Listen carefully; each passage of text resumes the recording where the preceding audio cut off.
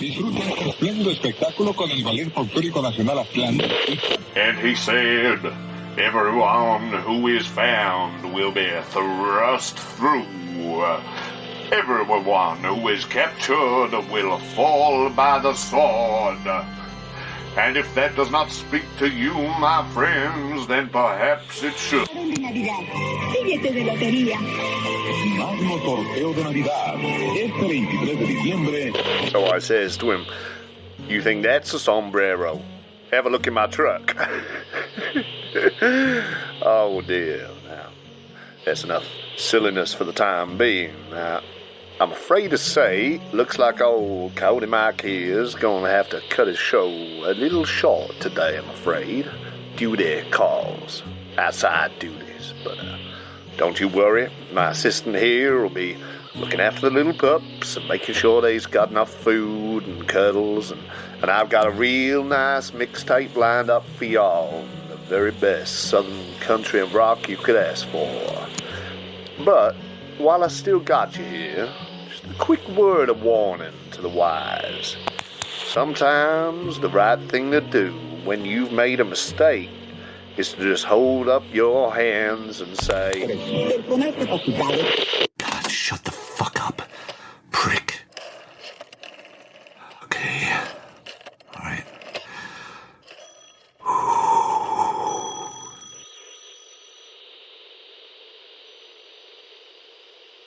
Come on. Russo. hello? Russo, it's Carlos. Okay. Listen, there's a hunt on. Today. You sure nobody's listening? Yes, I'm sure. Listen, there's no time. We gotta use it as our chance. However it plays out, we gotta leave. Tonight. I gave them the keys.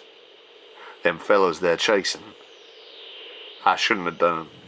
Who fucking cares? It's distraction, that's all that matters. They took Steve and Nate. Took them. Not those science types. The dust billies. Took them for the windmill. It's all my fault. Osteen's punishing me for helping them. Shit. Russo, look, I'm sorry. But fuck me. All that means is we gotta act now. I shouldn't have done it. Listen to me, man. We got no time. You ain't the only one in this shit. Robert, Where is he? He's in the fucking freezer. I snapped, all right? That fucking piece of shit. I'd like to see him chat shit to me now. They can eat their fucking own. Jesus. Look, it had to happen anyway. We knew that. We've just committed now. That's all. We stick to the plan, right? Russ? They've got Randall. They won't let him go. Can't leave my son. We won't. And we won't ask. You know where he'll be. We wait for magic hour. We take him, we grab the truck, and we get the fuck out of Dodge. When the bridge is down, so we head out west, on the wastelands. Cross back once we're far enough.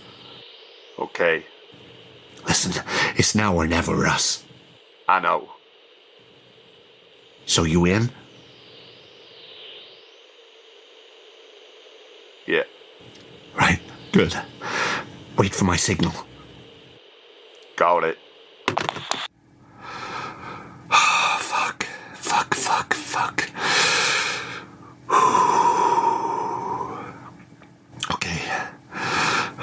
Okay.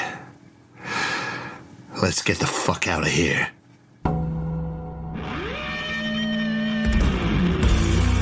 The Apocalypse Players present Highway of Blood, a Call of Cthulhu scenario by Alex Guillotte, Ian Christiansen, and Davae Breon Jaxson. With Dan Wheeler as Quincy J. Lafitte, Dominic Allen as Edward Ed Mooney, Joseph Chance as Beverley Jack Carstairs, and Danann McAleer as the Keeper of Arcane Law. This is based on a true story. Part 10. Hereditary.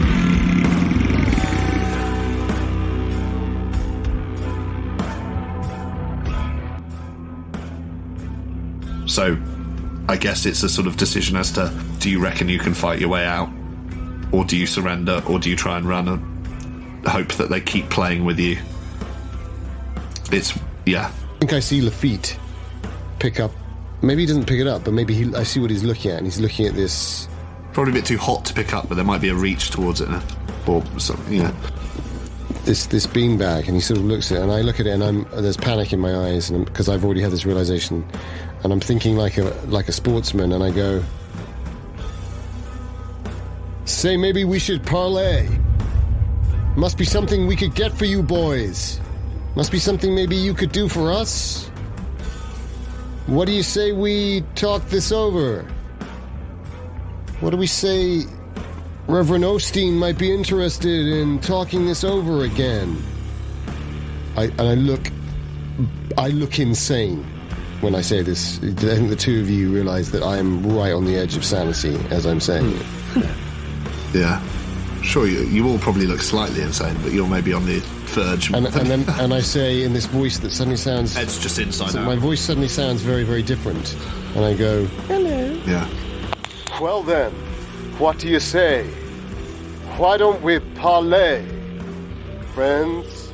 And I look like I'm about 90 when I say it. And you hear, as you see two others in the background run around the corner, one of these, the closer ones, turns to the other one and says, well, you giving up your shooter then? If you want to talk? You want to give us that? And I say to Mooney, I whisper to Mooney, I say, tell me when I got a bead between his eyes. Right between his eyes, Mooney. Tell me when and I'll pull the trigger. Up a bit, or left a bit, up a bit, up a bit, up a bit. Down a bit, that's it, that's it, you got him. And I squeeze. So I guess it's down to...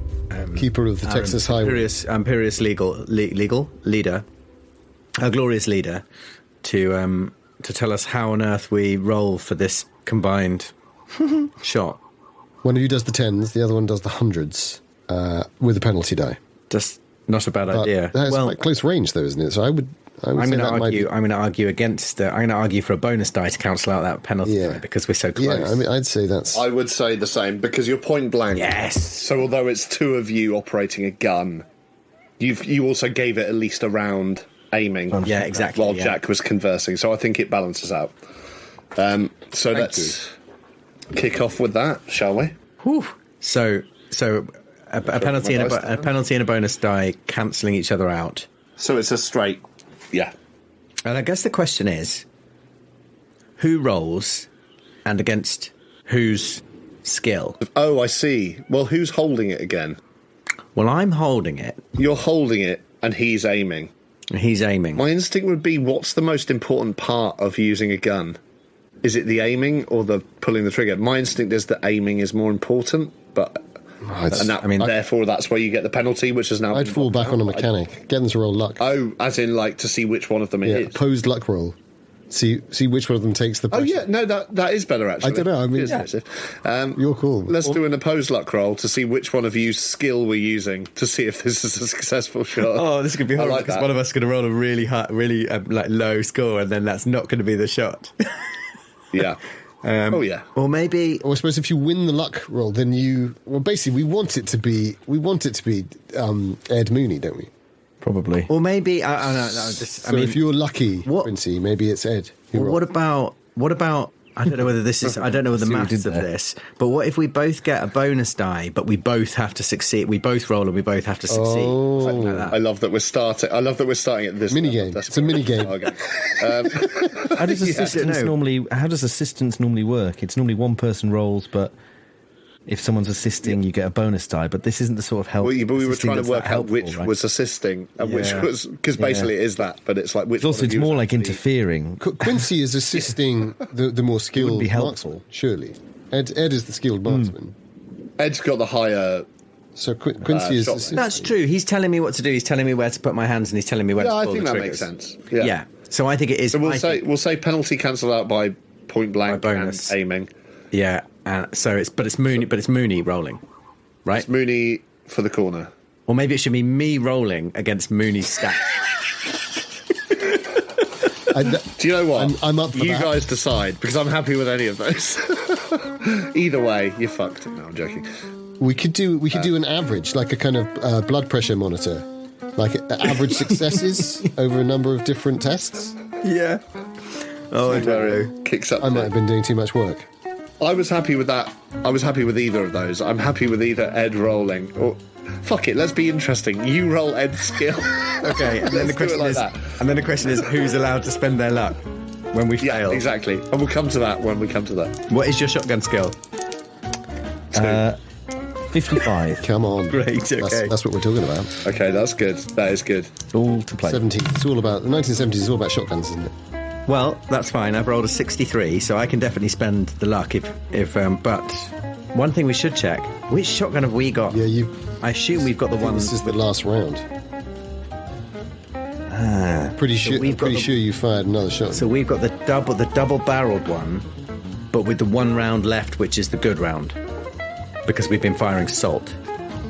The rock salt was a couple of shots that got fired off. Yeah, I think you're now onto my... But that's gone now. You're onto my Your improvised bullet. repurposed cartridges, yeah. So do you have the other shotgun? Yeah. Which is down to... one that- You managed to keep both weapons with you. I've got... I think I've got Going ahead. 3 left in the chamber, as it were. One in the chamber and 2 in the magazine. Yes, because did I jump out the car holding both of them? Yeah, but you Rolling. did throw one to me then. I'll throw one to you. Okay, right. Anyway, so 63. So how much luck am I or we going to spend? Do we want to make it hard? That's a lot of luck. Or just... Depends what you want to do. I think just... He might not be able to dodge I think cover just- anyway. Like him. Yeah, I reckon So a that's- regular success. So that's 8 points of luck. Yeah, that's more like it. Why don't we spend 4 each? Oh. Yeah, why Yeah, not? fuck it. As long as you're keeping track of this, that's fine. I'll trust you. I like that. That's Yeah. nice. Great. Cool. We're So have you one done- unit. Yeah, done that. So you get him. Okay. Well, let's see. Ba-bam. Yeah, you do. You get do him. get him. Right in the And so as you've leveled this, you just squeeze it off. Okay, and it clips his left shoulder, Ew. which is where he was sort of holding the gun up, and he sort of spins round in the dust. You finally get a look at this guy in that sort of moment. He's sort of like half his sort of dungarees hanging off. You know, looks like he's barely got one tooth in his head.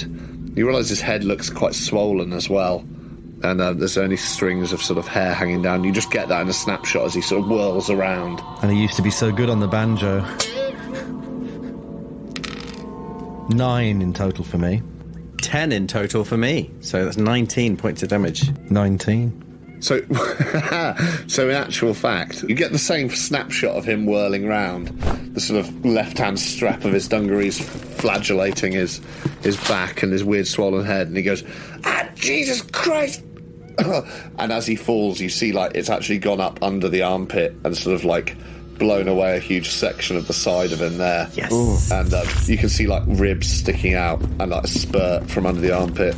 Good. And he sort of collapses to the floor, and like he does actually elbow his way back a couple of things, but then just freezes in this slightly upright position, staring at you, like just with these wide eyes. I look in horror at the other two and I say, "Holy cow, Quincy! Holy cow!" and then I slide back down behind the rock and I start scrabbling around in my shirt. And I take out a penknife that's around my neck and I shove it into my white, now probably quite grimed Y-fronts, classic 1970s, and I just shove it right underneath my balls. And I say, "What the hell are we going to do?" And I blink like a mole and say, "Did I get him? Did I get him?" And I say, "That's a kill. That's a kill." I'll take a peek to see how many there are coming out of the pickup. Well, what I'd like to do as you peek out, and I'll let you do a look, but could you all give me a listen and a luck? Oh, yeah. A listen and a luck. Combined? Yeah, definitely Listen and a two luck. separate things. Two separate rolls. and a two luck. separate- So listen first and then first. For my part, I have succeeded a hard success in my listen and a terrible fail in my luck. Yeah, you want both results at the same time? Yeah. Failed on my listen, and I've got, that's an extreme success on my luck. 0-5. Okay. Fail on my listen. And, a hard success on my luck. Well, perhaps luckily no, I guess unluckily. Well, we'll see what. Basically, Quincy, for instance, all of you here to start with, and this is probably why the two of you don't hear the other thing. You hear the truck around the corner start beeping in that same sort of mad way that the doctors had outside the tent. Some sort of signalling. And Quincy, you hear above that as you sort of try and tune that out and probably try and get the image of that guy's underarm out of your head as well, that sort of gaping maw that you created in the side of his torso. There's been enough violence on this trip so far that I'm not going to ask you for a sanity roll for that. I think that's fair. But you do hear above you just sort of like a slight crumbling sound, like rocks sort of just skittering, like someone jumping down scree or something like that, like sort of, Or like the moments just skittering before the rock. tremors come. Well, quite. Yeah. And you get the sense of like something moving on the rock outcropping above you. But yeah. Shit. And that's where you are. And as Jack, as you look out, you don't hear anything, but you, as you look out, you see like one head poke around the corner. Again, you're almost tempted to say insectoid-like, because this head actually does have a helmet on, and for a minute it reminds you of a sort of beetle's sort of carapace, and then it sort of like sideways shifts again back behind the rock. So, but that's while the beeping is going on. So you know there's at least a couple of people behind the guy who was approaching, was he armed? Visibly armed? Yeah, he One had of a these blunderbuss blunderbusses. thing. Yeah. That you were shooting. I think you saw him shoot one of the sandbags before he was done. Yeah, I don't think I realised it was a sandbag, unfortunately. Or maybe I did, but maybe... I think that was the others. I think maybe Quincy too busy. picked it and it was like hot and it was, yeah. What are we going to do? You I hear something. Someone moving up there on that rocks. I can't see a goddamn thing. Someone look up there. I spin round and look with the gun. I can't turn my neck. I can't feel my neck. Oh God. You don't see anything. Not as a result of your luck. Just, you don't. The sound's gone. But you do then start to hear from like round the corners. And you're reminded of the whistling noises that they were making to each other in the cars before the race started, when they were sort of lined up facing you. That sort of weird communication that happened after the doctor had beeped his horn. They all started whistling to each other, and you can hear that starting. Less of them. Am I right in thinking there's one guy left? There's one guy left from the vehicle that's in front of us. Well, what I'll say is, around the corner where any other vehicles are, you've come round the corner now yourself, so you can't see those anymore, but you know there was at least one. There was one more behind Seth's truck, which was keeping pace. Yeah. And you know there was another which was badly burned by the fire, someone hanging out the side of it, which was a little while behind. Okay. But obviously you're static now, so who knows if they've also caught up. Sure. There's one guy who's just poked his head round with his helmet on, but while that was happening you could hear the horn going, so you assume there's at least one more guy round the corner, if that makes sense. Yeah. They'd come out following the pickup truck. They tried to hook onto it. They tried to save it, and then they got. Yeah. The vehicle is out of shot. So we can't see that, but we definitely know there was. Vehicle's out of shot, and you know there's at least two guys around that corner. Yeah. But there's that beeping and whistling starting, which is slightly unnerving. Slightly. But there's no immediate threat in this moment that you can tell. So I'll give you a second to see if you want to come up with a plan. How many yards is it? Foisting another attack. How many yards is it to the cliff? So roughly to the cliff. Yeah. So basically, road the with canyon there? goes round the whole road. Yeah. So across the road, it's only like 10 yards. If you wanted to just go off and kill yourself. Well, But then we've got the outcrop behind us, right? So we're climbing up. So, climbing up, you can yeah. be shot. Climbing down, they might not. Basically, you've been going along, big outcrop on your left, canyon on your right. Yeah. That sharp turn where the other ones went off. You've done a really sharp left turn, like right angle turn. Well, you've jumped out there, sorry. So the vehicles went off. You're round the corner now. Yeah. And you can hear 2 other guys and an engine that haven't come round that corner yet, who are behind in the chase. Great. So the outcrop is sort of to our Where you right, are, it's sort of boulderous. all around it. If you're facing backwards to where you've come from, then it's to your right. Yeah. Yes. Yeah. But you're sort of in the boulders, tucked in underneath it, sort of thing. Yeah. Is that climbable? Not right here, but if you want to look around, you could say if you went like another 10, 20 yards along, Further down the road. it seems to get shallower. You might be able to climb up. I ain't sure Although whether Mooney. Ed probably wouldn't. I ain't sure whether Mooney's going to be climbing any rocks anytime soon. Can you walk, Ed? My climbing days are done. I don't think I can walk even. I'm thinking you say that because you can see where my eyes are flicking. Exactly. Yeah. And I say, God damn it. But then what about the poly idea? You didn't like that? Well... Try and talk our way out of this. What the fuck are they firing at us? I don't know. It looks like a... Well, I don't know. I can't see shit, but I thought it was like a little bag of... Like a bean bag or like a sandbag. Is it still here? Can you see it? I don't know. I pat my hand around. I told you I can't see shit. Don't touch it. I've got a terrible feeling that if they're keeping us alive for something worse. Exactly. Damn straight. I've been to the bayou once. There were these creepy kids with banjos. I'm glad I killed all of them, too.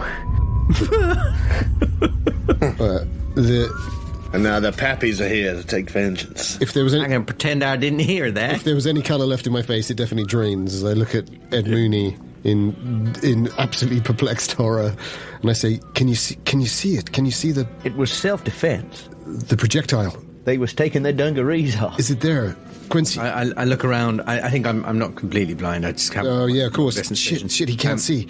But I sort of reach around and see if I assume it's still right there. Can I see it, Danann? It's essentially like what I'm the asking. little sandbag, Yeah. the little beanbag. Can I see the beanbag? Yeah, you can. Yeah, when you see him reach out, you see where it sort of lies on the floor, where it's ricocheted off this boulder that you're hiding behind. I take the gun. The I take still the going. I take the gun's butt and I drag it towards me and I look at it. What is this thing? What is it? Just a beanbag? Sort of like black, plasticky sort of fabric, and it feels like it's just got pebbles or beans in it. Like it's weird. It's not like something you don't know what it would be for. But handmade? Other than Maybe. yeah, stitched together, machine stitched probably, but yeah, stitched. What is it? What's inside it? I don't know. It feels like pebbles. Shit, son of a bitch! And I shove my hand back down my pants, back down my briefs. Hey, we ain't got time for that. Everyone's got their needs. And I take my penknife out and I open it up with my. But I'm not going to let go of the gun. I'm going to open it up with my teeth, and I say, "Sorry, Grandpa," and I stick the knife into the surface and I try and. Yeah. We all got needs. My jerking days are done. I can't feel my wrists. Listening to these old timers talking about how they can't feel their wrists and their necks. Yeah. And I think I say it out loud without even really thinking about it. And Sometimes it's quite nice when you can't feel. It's like someone else is doing it. But I still got an erection. And, as soon as I hit the tarmac.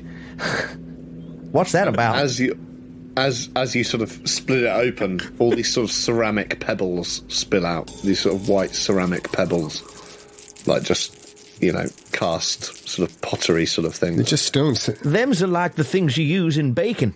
Son of a bitch. Bacon What are beans. these people up to? No, when you use a fancy oven in a... That's right, bacon beans to stop the base of your flan from rising before you put right. the filling in.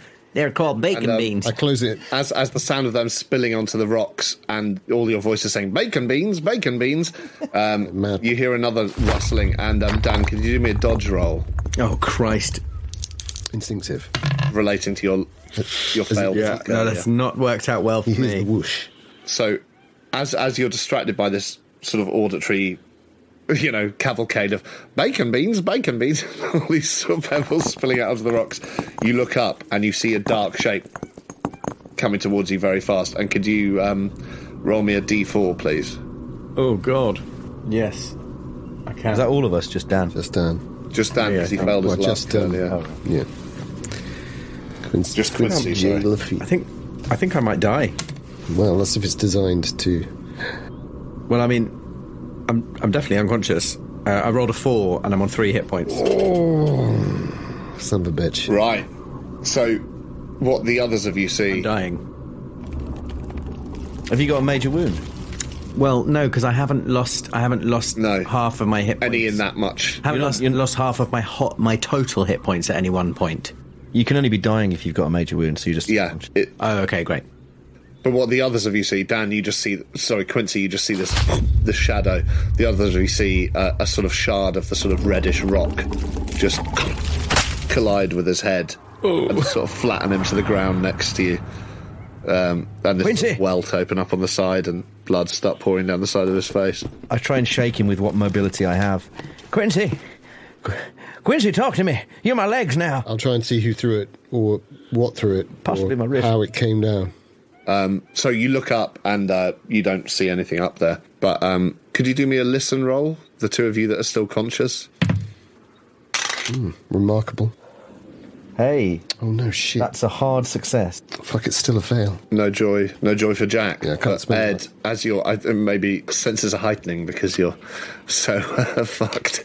But you hear, you're still listening out to this like twitchers at dawn. You're like, is that a reed warbler? It's not. And, If only there was some sort of tedious vicar to tell us what kind of bird that is. only a descendant of Peregrine McCutcheon. But you realise Your biologist has just lost his consciousness, unfortunately. Yeah. The sounds are now coming from the other side of you as well, further down the road. And, I think you're intelligent enough to realise that they must have cut across ground and be surrounding you. We got them all around us, Jack. Listen, we got to try and make a deal.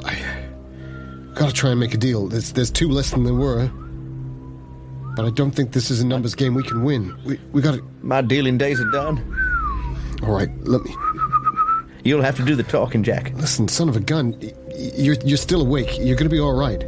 You've taken a hit. That's Gotta save yourself, Jack. Quincy could be dead here, and I'm not long for it. I dash over to Quincy, and I see, here, take the gun. Which is at least is to I say it to Ed. I was going to say. And I dash over to Quincy, who I'm assuming is right next to him, essentially. Put it in his mouth. Yeah, he's right next to the two of you. You've still got 2 hit was only points, a luck right, roll, Quincy? so- I mean, Ed, sorry. Yeah. Yeah, but you have a major wound. Major You've got 2 now. A major wound. Several, I imagine. Yeah. You can see his neck. Just there's a lump on the side of his neck that's not fuck. right. Oh, God. When I take the gun from you, all my fingers are facing the wrong way round. He grips it backwards. He's not that bad. He'd be unconscious if it was No. that bad. Well, Pretty bad. He's still got 2 hit points, guys. He's still got 2 hit points. and you do. I'm just letting you know, atmospherically, it's still your go. But you start to hear engines in the distance. More engines. You can still hear these whistles all around you. I was only on 1 hit point. It's only because Quincy rubbed some E45 into me that I've got 2. Sudafed, yeah. So, That's why you got an erection. I know you hold Danann McAleer. It doesn't mean anything mechanically. It means the fucking paper that it's written on. It's worth the paper that it's fucking written on. I'm going to try a first aid on do me. your man there. Quincy J. Lafitte. Yeah, you take a look at Ed and you think, well, I'm not touching that with a barge pole. Probably get sued. Okay, in the wrong I way. think that is worth the luck. I'm going to spend 3 points of luck to pass my first aid rather than fail. Oh, Great. thank you. I So appreciate he it. gets one back. Excellent. As I regain consciousness, I start mumbling, the peppered moth is a fine example of an evolution in action during the Industrial Revolution. Gained dark patches to be invisible and camouflaged Right, it's against all right. smoke. It's okay. carbon Jack, you gotta chimneys. undo whatever you just did. Do the back opposite of what you just did. It's It's okay. I put my hand over his mouth and I suffocate him. Kill him. No, I don't. No, of all the people to try that joke maneuver, I don't. I think about it and I say, don't speak. Tongue, not a word. Tongue, not a word. Come, trusty sword. Come, trusty sword. Come, blade my breast and brew. And farewell, friends. Give me the goddamn shotgun. Thus Quincy ends. We all end. Adieu. Adieu. The rest is reed warblers. My fucking head. Something hit me. What hit me? Piece of rock. It's best you don't know, Quincy. We're gonna have to. I put my hand. We're gonna have to hand ourselves in. I feel crumbling. We gotta wait for the moment. If you got anything you gotta hide it now. All of the whistles now, they were going in different melodies, and they now all just seem to be ascending up to a certain point over and over again. I think they're boiling a kettle. I'm going to say that we want to talk to him. We want to talk to the Reverend. Yeah, smart. You do see two figures come round the corner with guns raised. I take the empty shotgun and I pick it up high and I throw it. And I say, I'm coming out. Don't shoot. Cool. I pick up the other shotgun and I say, you gotta be my eyes. No, I don't. Feel free. Round 3. Do you attempt to move out from your sort of semi-cover behind the bowl? Oh, yeah. I start walking forward. Jack, you do, but do the others sort of stay where they are, or...? I think I stay where I am. I think I'm pretty broken. So I stay there sort of nursing my presumably quite profusely bleeding. There's a lump growing on the side of your head, and the blood sort of run down the side of your mouth. You realise you were quite thirsty, actually, so it's not helping. God. And Jack, as you step out and sort of say that, they start advancing more slowly, but you also hear behind you and you realise there's some more people behind you again, who obviously have scrabbled over the ridge. So you're basically being approached slowly from both sides. But you've thrown the shotgun down and raised your hands? I've raised my hands and I'm walking forward slowly, in my most sort of sub-Robert Redford, in his wildest dreams. But, there is something about him, from certain angles, he looks a bit like that. Especially because he's got the long kind of tan blonde sideburns. And he's got the physique, but he's just like, his face doesn't quite fit. It's not... Yeah. He should be attractive, but he's just not quite. He is. He's good looking, but he's just not quite right. But I say, I'm here on behalf of the Environmental Protection Agency, and I want to speak to Reverend Osteen. He wants to speak to Osteen. He wants to speak to the Reverend. Well, Reverend want to speak to you anyhow. I sense that I have some higher purpose here in this here place, and my friends do too. Yeah. Sorry if I don't understand the finer points of it. And I take a gamble and I say, religion? Religion. He said religion. Yeah, our religion, yeah. You gonna keep running then? Well, I've got it in me to run. Run? If you want to give me a car, I'll run. If you want to chase me, but these other two men, they should be let go free. Oh, these two behind the rock. They're in no fit state to run now. Who? Maybe Mr. Osteen, Reverend Osteen, will see to parley with me. There was a bit of a confusion earlier about that. Maybe I say, yeah. I feel giddy. I feel weak and like I'm going to drop in that moment because it's just. You don't look too well, mister. I'm fine. I could do with some water. That's all. Yeah, we caught you. You should come back with us now. That's by rights. That's what you should do. All right. We'll bring you to the doctor. Your friend there behind the rock, he looks like he needs a doctor. He looks like he burned himself half double jumping out of that truck. Don't you? And he sort of looks at you, Ed, and goes, don't you? Answer me, boy. My jumping days are done. Will you call me boy? Jumping days are done. I called you boy. Unfortunately, your friend is beyond the aid of a doctor. Huh? And I gesture with my head to the corpse. And actually, it's almost as if he hadn't seen it before, and he gives it a proper look, and he goes, "Oh, my. Oh, now, Owen, not Owen. Why'd you all go and do that, huh?" Oh, he did it himself, I'm afraid. Terrible accident. Oh, he did that himself. Did he? What, he tripped and blew his head off? Is that what he did? Something like that, yeah. Is that right? Yeah, that's right. You got a voice too, have you? Just about. Similar voice to you, it sounds like. Friends with us. What's that? Similar voice to you, it sounds like. Your friend here seems to be trying to make nice. You two don't seem to want to make nice. So how's about we take your friend back to the doctor and we leave you here to die in the desert? Does that sound fun? I think you're underestimating divine intervention here, friend. Underestimating the resourcefulness of a couple of qualified scientists. Oh, you hear that? John, qualified scientists, you hear that? There's qualified scientists here. Well, if you've got any qualifications like Doc Brenner's got qualifications, you'll know that you won't last a moment out here, not with the Rattlers, not with them little fellas. The Tehihan, you won't last a moment. The Tehihan? I'm not interested in your biker gangs. Did you say the Tehihan? That definitely makes me want to do some sort of roll. I say it loudly, almost... I said what I said. They're still about here. You not seen them scurrying? Once they've their eyes on you, you don't get far. Now we can protect you. Can I do an occult roll on his... Yeah, or would it be an anthropology roll? I mean, both those skills are terrible, but like... I would take occult would be better.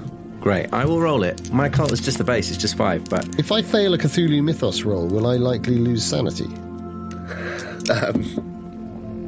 Aren't you more likely to lose sanity if you succeed? Well, you've already lost sanity for seeing these things, so I think you'd be more likely if you succeeded. Yeah. I'm rolling my occult.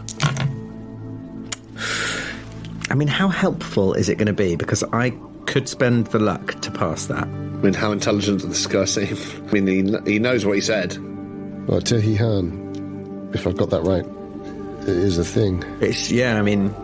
It's like it's whether that knowledge of that might help me at all. I'm nearly fucking dead. I'm gonna spend 9 points of luck. Oh, 9 is that's doable. If it was like 29, don't. To pass my occult roll. So you definitely have heard of them before from different names, but that name does. It links into you. Maybe it was like a fucking footnote or something that you were reading in a folklore of, and you remember that there's certain Native American tribes, sort of First Nations people who they have these legends of this smaller humanoid race that were like a sort of a vicious, almost animalistic warrior race that was sort of Spartan in their culture, as much as you could call it a culture, and they were sort of maybe 4 foot tall at most, and they used to wage war against certain tribes, and that's gone on for centuries in terms of the legends, and it tends to be, I mean, there might even be a reference to it in that book that you picked up in Thunderbird Gifts about the Wendigo, because it's sort of on the same track as the Wendigo, as in folklore that has been assumed by settlers to be utter nonsense. But this guy seems very sure and also very casual when he mentions it, and you have seen these bizarre sort of half-humanoid figures on this drive. I think you all saw them at one point or another, didn't you? 2 of us, definitely. There's a lot going on here. I'm not sure whether I ever did, but certainly I think I heard that conversation, and if I've heard of these things, I think maybe that adds up for me. But you certainly remember that about them, and that they had their own rituals and not customs necessarily. They were animalistic. They were feral. They only really sort of vaguely resembled humans in the tales, but like in the same way, like a staffy or like a berserker can show intelligence or follow leadership. Like these creatures could as well, but they were these sort of half-sized, sort of humanoid figures which used to terrorize the First Nations tribes. And how did he pronounce the word? Tehihans? Tehihan. Tehihan. I mean, I may retcon that when I No, come that's back to fine. the spelling of it, but yeah. So I in that case, I say, recalling this, I say, I know a little bit about the Tehihan. Oh yeah. I know they're fighting folk, but I bet they play fair. Huh. I fancy my chances out here with them more than I do back in your godforsaken town. So if you're to give me the choice of staying here or going with you, you can fucking leave me here. The other two can do what they want. Hey, listen to me now. Listen to me, Lovelet. You seen any of these here Tehihan round here? Any? I ain't talking to you. I ain't talking to you. You take my friend, leave me here. Do what the fuck you want. Okay. And he raises his gun and he shoots at you straight in the head. Fucking hell. Oh, okay. He misses. I Remarkably. dive for cover. hell, As amazing. soon as the gun comes up, I dive. But I guess you don't necessarily know that he misses. It could have just been a warning shot. Yeah. I've let you know now. But it's another beanbag sort of slaps into the rock to the side of you, and he says, "You don't want to talk to me and my friends. You're staying out here. And fair, they might be fair in the way of savagery and animalry and all that. But if she's got her eye on you, and if you've seen them, they ain't letting go of you now. Not unless you come back with us and we can protect you. Doc Brenner can protect you. Reverend Osteen can protect you. Out here, you're sitting ducks. But I'll leave that to the three of you." I think Is there someone else there we can talk to? I think we need to talk to the Reverend Osteen, and I say it almost in sort of with my hands, one hand out to the guy Yeah. who knows John and Otis or whatever his name was, the dead man. Yeah. And I, in the other hand, back to my two cantankerous but charming colleagues, and I say, maybe we can cut a deal here. Useless, unlikable, and verbose. Extremely useful and very eloquent and deeply unlikable. I like one of you. this man. Here. What was your name, sir? My name's Ed Mooney. My Not you. my name's Beverley. Beverley Carstairs. Huh. Our sister named Beverley. Huh, that's funny. I like Beverley. It reminds me of my sister. She was always fair, too. She wanted to make friends, too. You come on over here. I'll show them that we're friendly folks, okay? I just need to pat you down for weapons, all right, Beverley? All right. Hands up now. And I do the hands up and I clench my buttocks hard. And he turns to the others and he says, "Now look how fair we can be when we work together. Huh?" My looking days are done. He pats you down and sort of seems quite... He does properly go at the arse and the groin and everything. He's not holding back, but I don't think he feels anything. You've tucked it right Prison up, tailor. Right. Right back Tiny little behind. thing. Well, it's a penknife. I mean, it's a penknife. It's nothing. Shift and cut. Yeah. I'm very happy for and he you says, to...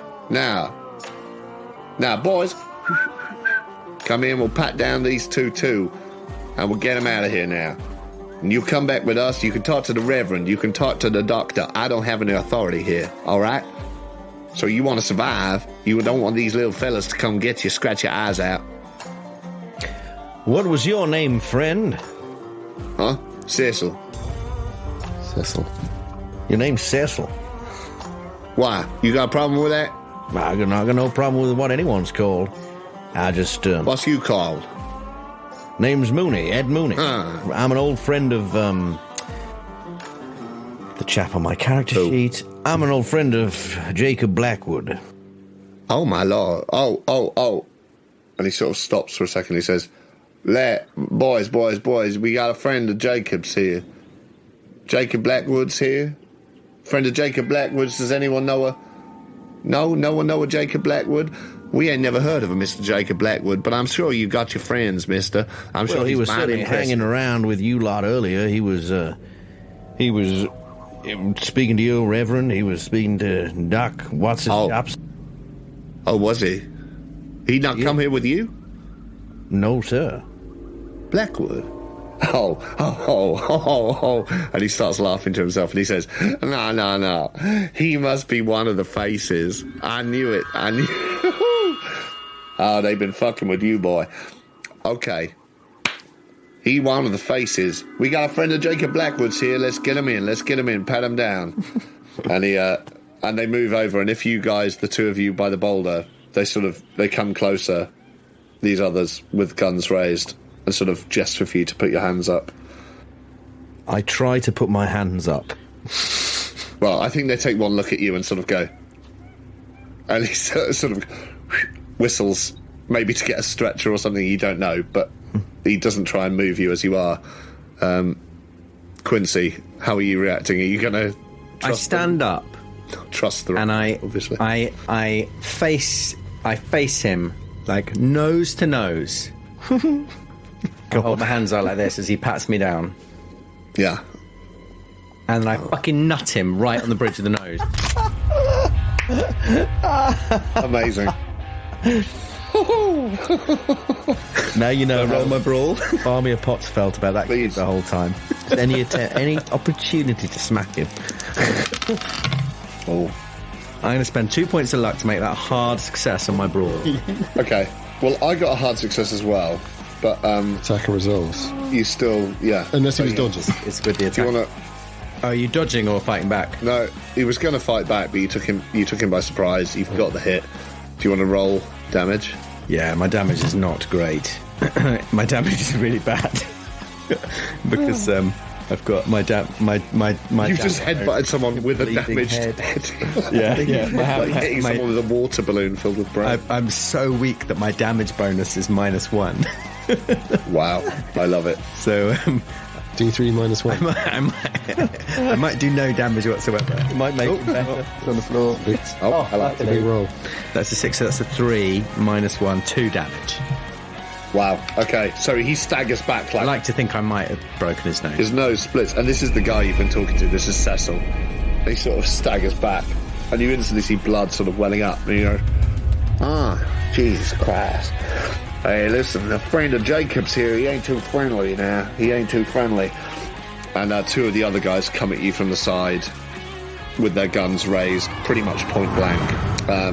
And Cecil sort of goes, now, we don't want to kill you. Don't you get it? Oh, I get it. Killing. I get it. Oh, you get it, do you? Yeah, you don't want to kill me, so I keep taking 2 points of damage off you every opportunity I can get, because you don't want to kill me. Now, why? Can you not be more like your friend Beverley here? My sister Beverley here, she's come out, she's chucked a gun off the bridge, off the side of the fucking canyon. She's held her hands up in the air and said, no, miss, please don't help me.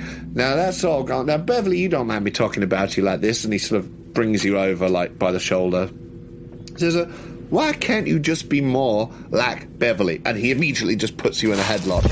And could you give me a fighting brawl roll, please? Me or Beverley? This is Jack, yeah. Oh, Jack. Jack. Fighting brawl roll. I'm not going to fight back. If he's going to put me in a headlock, I'm just going to let him put me in a headlock. Okay, cool. In which case... Unless do I feel that he's trying to choke me out? Is he going to try and choke me out? You start to see, like, stars. Right, okay, in which case I will fight back, saying, I want to talk to the Reverend Osteen.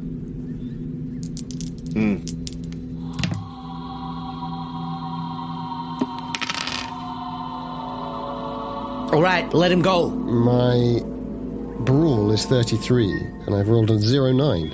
So Bloody hell. That's Okay. hard, not an experience. So you managed to... It's a hard success. Is there a certain thing you're going to try while he's sort of got you in this headlock? Are you going to, like, try and put your hand up? I think... Or are you going to, like, what do you want to... I think I want to break out of it. Yeah. I want to break out of it, and I push him back if I can. So I'll do a kind of classic lineman, break the tackle. I put my arm up, and I just kind of whip it out and push back at the same time, like a proper American footballer move. It's almost like I'm skipping back from the line of scrimmage as I do it. And I say, for fuck's sake, everybody just stop fucking hitting everybody and acting like fucking children. Let's go and talk to the Reverend Osteen. Jesus I Christ. gotta tell you now. He got hit on him. Cecil, whatever happens from this point forward, if the three of us go missing, I don't like to think what might happen to Abattoir, but it's not going to be pretty. You picked the wrong car, you picked the wrong people. You understand? Okay. And Osteen might understand. I get you. I was just tomfoolery. I was just horseplay. I was just trying to show him how a nice brother and sisters act. You know, for your friend. Is that the kind of horseplay you did on your sister? Yeah. Yeah, she's still alive? Now, don't you be judging me. And he goes and he picks up his friend, who's now got no head, and just picks him up and holds him in front of you. Like, hoists him up and does a little dance like that. And you just have this stump sort of flickering. And he says, you better than us? You better than us, are you? I walk towards the car. See what you've done? Towards the car. Better shots, at least. I start walking towards the car. I say under my breath. Well, the pickup. So you're heading around the corner. Great. So I'll be in the pickup. there's two in front of you. There's three more on the other side. I also start walking to pick up. Those were the ones I'd already described as being okay, with right. guns up around Quincy. Well, Yeah. I just try and push past them. But you're just walking. Yeah. If they bump. I also start walking to the pickup, but on the way, I trip and fall to my knees. And I would like to try and get a rock, the sharpest, nastiest looking rock I can find, and get that up my sleeve or into my jacket pocket as I get to my feet. And I'm happy to roll sleight of hand for that to see if that's. Yeah, go for a sleight of hand. I'm not sure. I won't need a hard or anything because I think they're probably distracted by everything else. I mean, I'm going to end this scenario with no luck, but I'm spending 7 points of luck to pull that off. Great. Just he's been burning through now. Well, yeah. So you managed to. Would you slip it up a sleeve or like into your pocket or? Yeah, I think maybe just sort of up my sleeve. I mean, I think we're all like really badly cut up and bruised. So I think I'm moving along like holding myself as if I'm hurt anyway, which I probably am. So yeah, I've sort of got it into my sleeve, thinking he's already patted me down, and now I've got this. Yeah, so I've got this up my sleeve. Meanwhile, I'm reaching out to two of the guys to help me walk to the car, the pickup. Like I'm clearly too feeble to move. Cool. To give me their arms to help me walk. They're not helping you. In fact, they just sort of start to follow the other two. And I say, hey, I'm calling shotgun. I get travel sick. Call whatever you want, Mr. Mooney. I stop and I say, 1 moment. And I walk back to Mooney and I shoulder him with my strength 75. Okay. And when you do, I whisper in your ear, I say, I don't care what they say about not wanting to kill us. If they ain't wanting to kill us, then they're wanting to fuck us. And let me tell you, I'm not going down without a fight. We'll find our moment. Yeah, all right. We gotta stick together here. These thugs, these are just the hands and fingers and toes and feet. We need to cut off the head and fill up the neck cavity with cement so nothing grows back. I'm kind of thinking it might be a good idea if we go missing nothing more I want to see than that whole town get napalm to fuck. That's how I feel. Wipe it off the fucking map. I think I make a bit more of a deal of it as I realise that he wants to kind of talk and breathe, and I sort of and I go, okay, and I'm trying to get his sort of arm up over my shoulder, but I'm trying to do it without really hurting him. But actually, I've got him, and I could lift him, and I just whisper in your ear and I say, "Did you see pale blue eyes while we were driving away?" Was that a movie? Oh, no. You see Vanilla Sky, Tom Cruise, Cameron Diaz? I can't remember. Blue Velvet. I don't go to the movies, I say. I think I did. I don't remember where. He talked about them. He talked about her. Yeah, there's some weird, freaky shit going on around here. And what does he mean they were playing a trick on me with Jacob Blackwood doing faces? What kind of face? Sort of glamour. They cast a glamour on us like fairy folk. You ever heard about fairy folk? Hey, Jack, do me a favor. I can't bend my neck. Can you look at my crotch if I wet myself? I gotta be honest, I don't think I can tell for the sweat and the dust. I think some of it's blood, you know. Sure looks that way, but don't worry, maybe that doc can patch you up a bit. I doubt it. I don't think he's even a real doctor. But we'll see. So I think we might be surprised. Anyway, we gotta stop Lafitte before he tries to get all the way back to Vietnam. As Lafitte is closing on the car, and you're sort of hoisting up Mooney as delicately as you can, I do need you all to give me a Constitution roll, because you've been out of your car and in the heat for quite a while. I lost my hat ages ago. Oh, yeah. Wow. That's a close It's a one. hard success. Not a hard, but a 47 on a 55. So you realise how... 44 and Ed? Narrow success, 44 and a 50. So you realise how fucking thirsty you are, and how, like, you know, if the blows to the head hadn't been on the verge of knocking you out, you need some refreshments anyway. But you also realise, like, as Lafitte, as you get towards the car that's just around the corner, you sort of turn in the corner to get the car in vision. You see two of them sort of coming around with what looks like a makeshift stretcher, and then you hear, like, from behind a whistle, like a downwards whistle, and they both put it down on the floor and just sort of idle next to it. And you realise that none of them are following you to the car. They're all sort of staying where they are and just looking at the three of you sort of struggling like injured grasshoppers. I'll get him over to the stretcher and put him on it. I mean, assuming that that's going to be... Oh, wait, so... Hang on, are they... I look at... I refuse. As soon as you go to do that, I go, no. Just, we're close enough. I can walk just about. I've just got a fasciitis, my heel. Plantar fasciitis. That's nasty. That's the one. Plantar fasciitis. That's nasty. And none of them, they're all like sort of just moving it. Like the couple that are there by the car, Lafitte, as you get there, they sort of just back away from you a bit. Look very sort of laconic. Laconic's the wrong word. No, what do they look? Another L word. Louche. No. Lazy. They're not cultured enough to be louche. Lazy bums. No, but they back away from you and sort of rejoin with Cecil and the others behind you and sort of just watch as you reach the car and Jack and Ed struggle towards it as well. So, is this the pickup? So Seth's pickup went over the... Yeah, bar. sorry, I meant like... It's a smaller pickup, yeah. So what's the arrangement of seats in this vehicle? So it's like 3 in the front at a push, like 2 in the passengers, and like 3 or 4 along the back, and then... Okay, so it's got 2 rows of seats before the... Yeah. Do they look like they're not going to join us then? Is that what we're picking up on? Well, they're not moving towards the vehicle with you. They're just sort of like drifting back into a clump and watching you. I think I'll say... Take the driver's seat, Jack. So you're going to give me the keys? Are they in the mirror? It doesn't say anything. Maybe you left them in. Yeah. Mooney. I'll head over with Mooney to the driver's side door and looking at Lafitte the whole time, just I going... think it's fair to say Lafitte probably gets there slightly earlier unless he stops. Oh, yeah, sure, yeah. Because you're... But I don't know if Lafitte, if you do... Yeah, I get that, but I was kind of expecting... I think I say, you ain't going to give us a lift? We're going to drive ourselves? Looks like. Oh, so you can chase us again, is that right? That was fun, was it? You want another round? Is there another vehicle?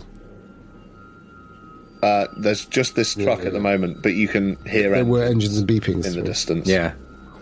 How many of them are stood around? So there was 2 this side, there's 3 more, including Cecil.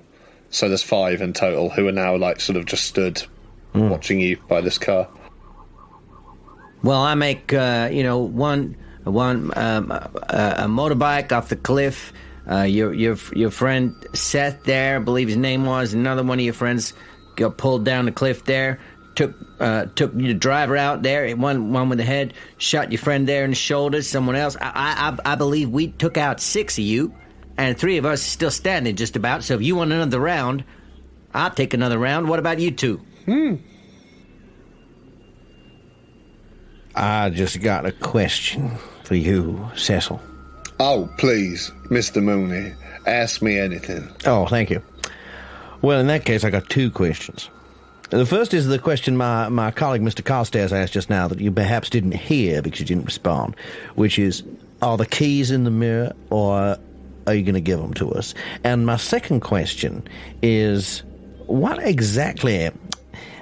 something that's been playing on my mind. When we was driving out here, we were driving at some pace, as you remember. I couldn't help but notice that there was something hanging on a structure on my way out of town. A couple of people, by the looks of it, who bore strong resemblance to the fellas we knew from the garage there. What happened there? They had a bad day, I guess. I guess they had a bad day. I guess sacrifices must be made. Oh, I see. Well, I can see what you mean by that. Quite the sacrifice for your town to give up the one group of people who can fix up your cars. Oh, you think they're the only folks who can fix up our cars? Russo weren't burned up there. Nate and Steve, they makes themselves too friendly with passers-by. Oh. They was on thin ice anyway. Well, we gave Russo our car. He didn't fix that up, so I'm not sure you killed the right ones. But then... we got Russo's son, so we got leverage. Oh, I see. Well, thank you for being candid. And the keys? Oh, they're here. And he pulls them out of his pocket and just spins them around his finger and puts them back in his pocket. Oh, right. Okay. What's my mechanic? I walk up to him. Well, wait. Where we going? We don't need keys. Let's get in the truck. No? I think we'll be fine. Carstairs, would you... want to get in the truck? Would you help me into the truck, please? Would you help him into the truck, please, Beverley? Beverley, be a good girl now. Help him into the truck, would you? You want to drive? No, you drive, darling. It's your 18th birthday, you drive. I just need to sit on something upholstered. Was that a yes, Dom? Just because... Did he say yes? No, not necessarily. I'm thinking of getting in and trying to spark it, Yeah. Right. Although, actually, I've realised my mechanical repair is good, but my electrical repair is actually very bad, so maybe that's not a good idea. Crumbs, electrical repair. I don't think I've got anything in electrical repair. No. Shit, is that what we'd need? I guess it is electrical, isn't it? I've got 25. Well, that's better than me. I got 10.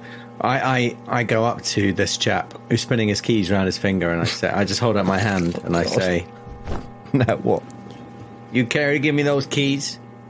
As you get towards him, they all raise their guns at your head. All right. No keys. So it's either walk or... You mind if we start this up our own way? We prefer you to run. You run, we can have some fun. You want to get in that car and sit there all day in the blistering heat, that's your business. There'll be others here soon. You can hear them, listen. You hear them? You hear the engines? Here, let me get... You don't get to go around insulting us because we're backwards town folks. We've had enough of that since the mines closed down. Oh, you do We've recognize you're backwards. Well, that's something. Yeah. You do recognize I you're recognize backwards, at least. I recognize that elitists like you from the city call us deplorables. You call us backwards just because, I noticed you didn't ask my name. No, I didn't. My name is Quincy J. Lafitte. If you knew anything about history, you'd know about the Lafittes. Why? You know about your part of the country. You may think, oh, look at that little weedy scientist. He's into insects. Look at his insecty fucking face. Sounds French. That's right, he's French. Greatest privateer ever sailed around the Gulf of Mexico. Is that right? I ain't afraid of any of you fuckers. You stick your guns in my face all you like. People like me keep jumping back up. Like a cockroach. I turn to Carstairs and say... Like a fucking cockroach. I turn to Carstairs and say under my breath, "Seems like my behaviour in the tavern back there rubbed off. I'll love to see it." I'll just try and open that front driver's door and just slide you in. As you do, I go, "Wait a minute. He called me a city boy." Christ, keep your voice down. The window and go, "Let me tell you, I've seen things in the dark caverns of this world. I've seen things out there in the Mojave Desert that would make your skin crawl off your bones and disappear up your asshole, you piece of shit. I don't know. What would your mother say if she knew what you did to your sister, huh? Oh, Martha? She wouldn't say nothing. I did it to her first. Yeah, I bet she liked that, didn't she? I bet she liked that. I bet you weren't the first, was you? Oh, okay. Okay, boys. And he just points to the others, and they keep their guns raised at Lafitte, and he just sidesteps around Lafitte and starts coming towards the car, stretching out his shoulders. "You want to go, son? You want to go?" I'll try and I'll try and interpose and go, you don't want to do that. Reverend Osteen won't like that. I know who she is. I've seen her pale blue eyes. I know she has something special planned for us. Who, Reverend Osteen? I've seen them too, the Tehir Han. Did Osteen put on a girl's face this time? Did he? No, he looked like a king of the mountain to me. Long hair. Face like granite, stuck together like it had been broken open, like it was... I got no time for monarchy. And he swings a punch at you, Beverley. I dodge. While I'm saying, Jack, if he wants to go with me, let him go. All I've got is points in fighting, brawl, and luck. Yeah, that should be you then, shouldn't it? What you got? An extreme success. No. So I've rolled a 9 on a 40 dodge, so I just need 5 8s at 40, so I just need 1 luck for an extreme. Fucking You're laughing. duck and weave. I haven't lost any sanity because nothing supernatural's happened to me yet. It's just been a trip to Texas, backwoods Texas. I mean, in the interests of madness here, Danann, in the interests of madness here, can I make a proposal? Yeah. Yes, please. Because I was in two minds about this, because I was going to say I dodge. I'm just looking something up, but yeah. What I was actually wanted to do is I wanted to lay my palm on his forehead and cast a spell. Oh, fuck. And I could do that with the Cthulhu Mythos pass for 4 luck, because I have 5 Cthulhu Mythos now. Okay. And I think what I want to do is I want to summon my grandfather's icy touch of... my great-grandfather's icy touch of death into this man's forehead. Seems legit. With a sort of witch mark kill. Yeah. Great. Because that's what I was doing. I was sort of saying, I've seen her pale blue eyes, and I think she has something in store for us. I mean, I got that. I don't think he got full context of what you were saying. But I think But yeah. So can I turn that extreme dodge really naughtily, twisting Chaosium's magic into a Chaosium, Cthulhu Mythos path? Fuck it, yeah. I mean, convince me, baby. I think Lovecraft would approve. Yeah, totally. You need like a template spell. Yeah, isn't there a death touch or something? Well, let's find. We've all got the book, right? Let's find something that matches it. Like, I don't know. So there's a death spell, but it's reserved for only the most foul of sorcerers. It says, is that the kind of thing you're after? Avada Kedavra. I think maybe this is more like Wither. Harmful spells. I think this is more like. Do you know what? Because this is his first ever attempt at allowing his great grandfather's evil through him. So I think it would have to be a pretty... Mind Blast? Mind Blast sounds good, doesn't it? Because I went for his forehead. Because I do feel... Melt flesh. Tell you about it? Necrosis. Sending of the dead. I wonder what that is. Steal life. Stop heart. If I'd gone for his chest, that would have been... And Mind Blast sounds good, but then that might be... This is... government. The victim of this spell suffers a terrible mental assault, causing the loss of 5 sanity points and inducing temporary insanity. Sending of the dead sounds close. It says, causes significant harm or death. The caster must use something personal, blah, blah, blah. Personal item. Basically, ignoring the item stuff. The spell performed, the caster or supplicant must lay the item down. If the target walks over the item, the spirits of the dead enter his or her body, causing distress, anxiety, mental decay, and possibly physical damage. Wow. Or the shriveling. Shriveling, that's the one I'm thinking of, not Wither. Shriveling. Well, no, one of the alternative names is the Withering Blast of Death. Well, let's use that. A powerful offensive smell. That was me earlier. A powerful offensive spell causing physical injury to a target. The caster invests as many magic points as desired, and half that number in sanity points.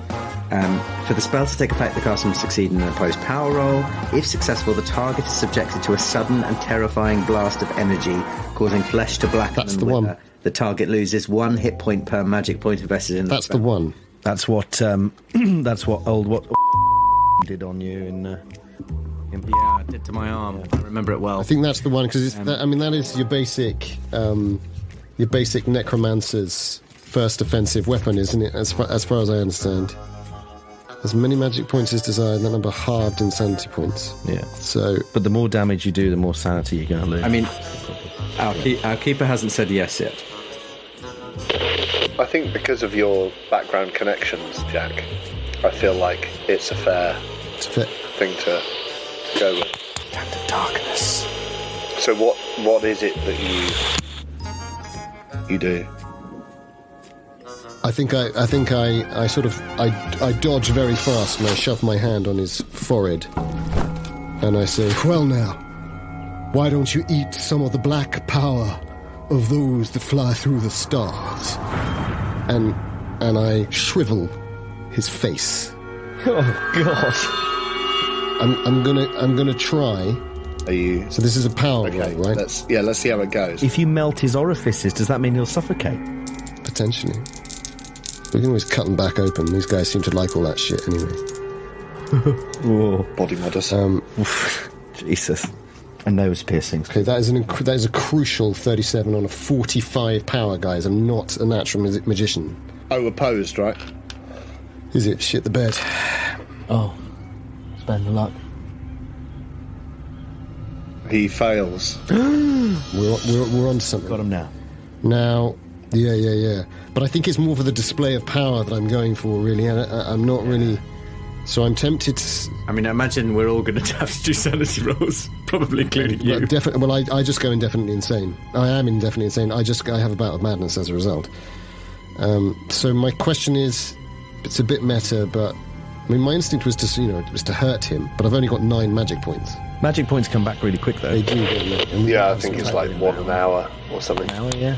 Well, fingers crossed. So I was going to say minimum 4. We spend hit points. So I could do 4 damage. Or make it 5. Make it 6. Make it 6. Is he a big guy? Make it 6. No, not particularly. He's quite weedy. Well, not weedy. He's quite he's got range. Yeah. He's quite lean. He's like a welterweight. Yeah. It puts me down to 30 sanity. Kirk Sleep started on that. I'm going to do it. I'm going to do it. Yeah, sleep started on 20. Fucking hell. So I'm going to do 6 points of damage, reducing me to 3 magic points, which I think is good, because it's like, I don't know what I'm doing, and it's just opening up, and these words are coming out. And I recognize them as my great-grandfather, but obviously it's still me, or is it? And I feel this burning sensation in my hand, and... he goes in with the lunge, and he just brushes your chin, and his face comes into you, and your other hand grips him by the forehead. Yeah, grips him by the forehead. What happens there? I think... so I start with this, well, then I shall cause pain upon you. From the darkest gifts of those who fly between worlds, and then it just converts into this dark, guttural stream of language that obviously neither Mooney nor Lafitte have ever heard me speak before. Maybe the others gathered around her. Yeah. But it is the tongue of she who will not be named, the goat god of 1,000 young. And maybe there's an invocation of sort of trees in people's minds, whipping and waving in the night. And this black shriveling begins to spread across veins across his face and eyes and down his mouth very fast, but this white glow is spreading out of my hand as I sort of force him to his knees. Yeah, and I think for all of those watching, the others of his men, the Dustbillies, and also you two, your eyes become a very pure blue, I think, in that moment, don't they? Oh, yeah. Like ice, like chipped ice. Yeah. And as this strange language comes out of you and your hand glows and his face sort of blackens, he just starts screaming like a child, just... Please, no. And the others all take a few steps back and raise their guns towards you. And you just keep hanging onto his face. They look confused and sort of... But you can see there's a degree of panic amongst them, and they're sort of looking to each other and looking to Cecil, and you can see the veins around his eyes especially sort of blackening and his skin sort of crisping up. Technically, I don't even get to roll my sanity, do I? Because as soon as I've lost it, I've triggered a bout of madness. Yeah. So, do you want me to roll a d10 to see what that is? Please. I think the other two of you should probably roll sanity as well. Oh dear. You know what a 3 is? Violence again. Oh. Yeah. A red mist descends. And the other two of you, how have your sanity rolls gone? I've failed my sanity quite badly. I've just remembered how bad my sanity is. I have also failed my sanity. Seeing this, I mean, I've been quite brutal in the past. Let's go with a D4. Yeah. Because this is magic done by someone you know to be a human that has withered this guy's... I mean, it's one of the most extreme things you could see, I'd argue. That seems fair. If I'd lost 4, that would have been indefinite insanity for me. I lost a 1. Oh, yes. And I'm so ecstatic with this guy's suffering that I don't really think too hard about how it's happening. I'm just enjoying the suffering more than I'm questioning the means. I lost 2. And I think perhaps that provokes an involuntary action. Yeah. And I think probably... I'll probably shoot myself. That's bringing my rock down on the back of this guy's head. On Cecil's head. You could stride forward a few steps and... like a couple of steps and do it. I mean, maybe that's a bit considered. Twatty. Maybe that's a bit considered. Bring a rock down the back of someone's head is a bit considered. Well, if it's more like a panic... I'd say you're still like... That's a way, so you still have to run forwards and do that. But you might do that. I'd say that's a fair reaction if that's what you feel that is appropriate. I'll say that the engines are getting louder from behind you, but that doesn't affect you right now because you're... could shot put it. I mean, either way, he's there on his knees. Is the spider... Is there something about the spider? With this hand... something about the blindness? Is there something about... Yeah. He can't actually, see... the hand mark on his face that's sort of burnt in. Like throwing a shoe at a spider. The veins popping around it, the sort of like black veins popping over his head, his shaven head, seem to resemble a spider's legs. You think, is that you? Itsy bitsy? Is that you?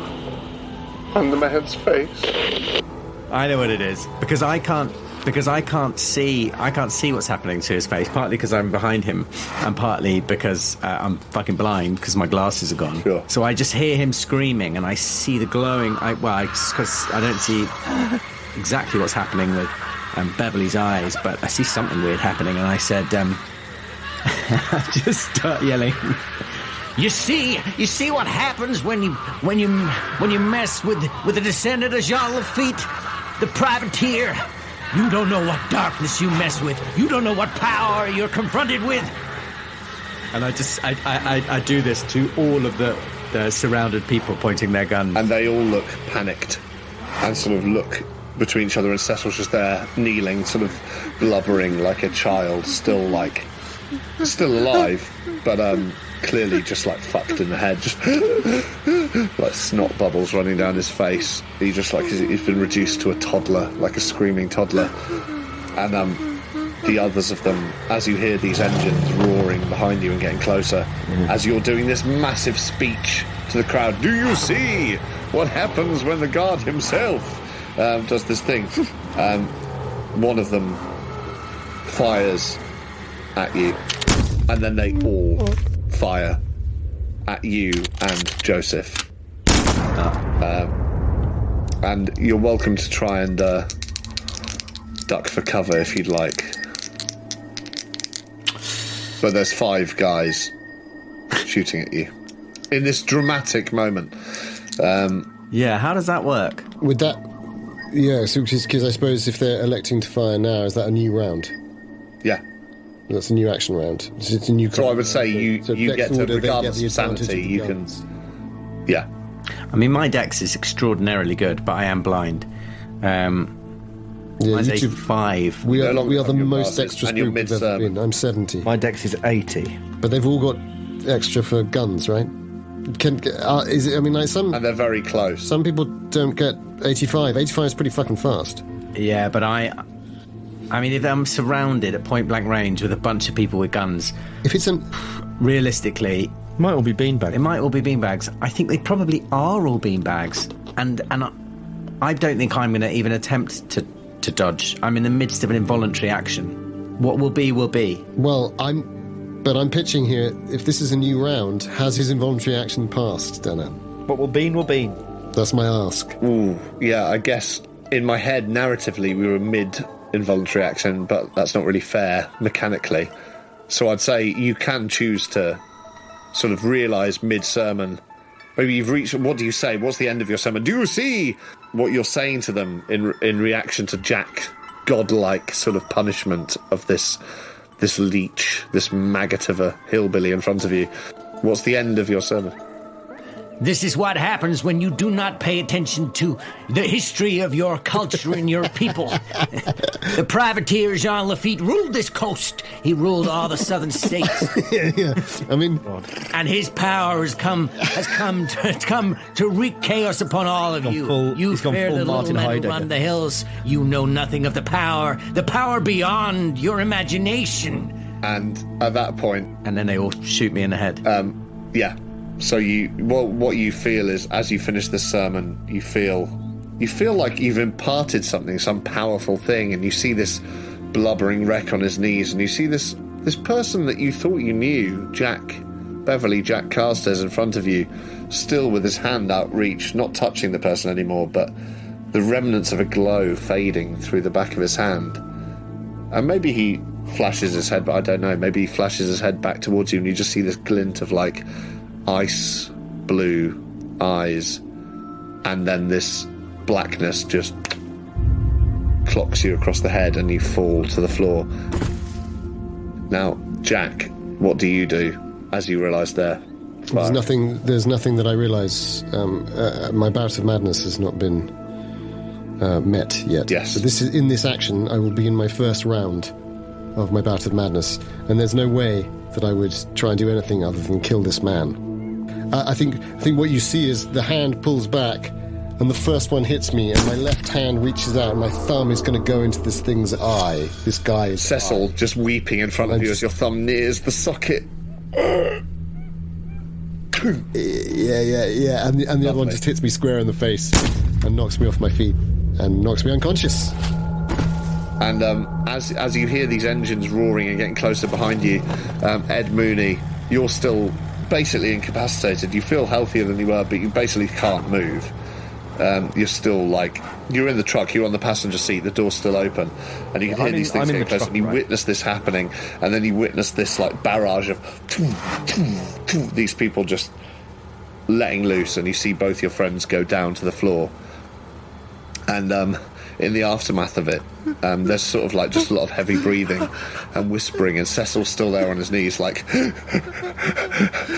and a couple of them sort of try and get him to his feet, and they end up he's trying to shake them off, but he's very weak, and they end up lying him on the stretcher just to the side.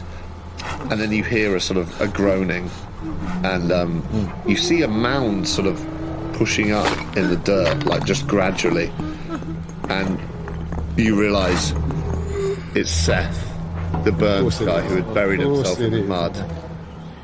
And he sort of raises himself out, and the others suddenly look reawakened by his emergence. And he sort of looks around wild-eyed with these mudded eyes, as he looked like when he'd put the dust in him.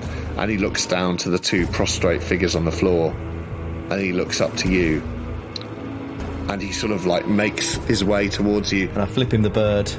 Yeah, perfect. You see a couple of them, and you flip him the bird, and you also see a couple of them say, talk to him, very nervously. They're sort of Seth, the doctor. You can't quite hear what they're saying. And he sort of just turns and looks at them, and then looks at Cecil on the stretcher, and then looks back to you. And he walks up to you, and you realise he is this mountain of a man, this bolt gleaming in his forehead.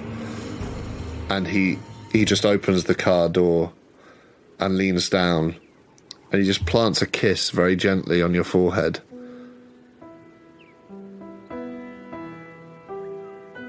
And it's the closest to sadness you've seen in his eyes.